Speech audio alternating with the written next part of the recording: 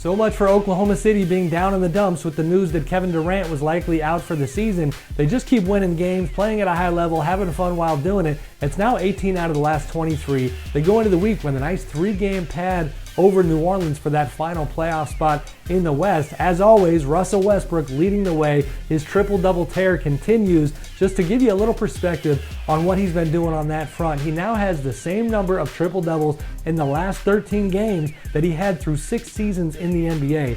The Atlanta Hawks are not flying as high as they once were, and I think this spells trouble for Coach Mike Budenholzer and his team. This is the time of year when you want to be peaking, but the Hawks have lost 5 of their last 9 games. It brings to mind something a Hawks official told me early this season, that their defense is their #1 priority, and if that defense ever fell apart, the whole thing would fall apart. And lo and behold, that seems to be happening of late, giving up around 107 points per 100 possessions. They've got to get this together going into the postseason.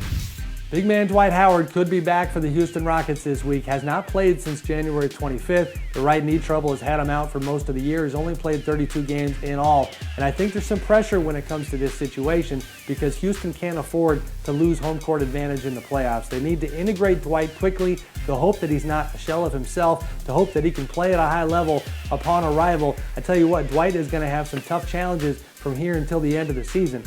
Just when you thought the Rookie of the Year race was unofficially over, that Andrew Wiggins was going to run away with it, it turns out we're going to need to keep watching this race until the end. Elfrid Payton of the Magic is coming on strong. Their young point guard had back-to-back triple-doubles since March 6th, averaging 15 points, almost 9 assists, 6 rebounds. Also, Nerlens Noel of the Sixers, keep an eye on the big man, doing very good things since February 27th, averaging around 13 points, 11 rebounds, and 2 blocks.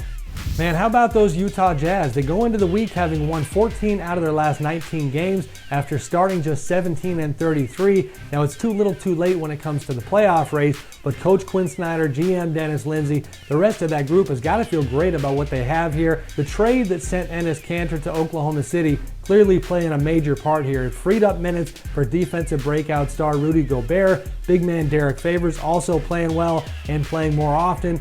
Gordon Hayward, the rest of those guys looking pretty good. I like what they have going here.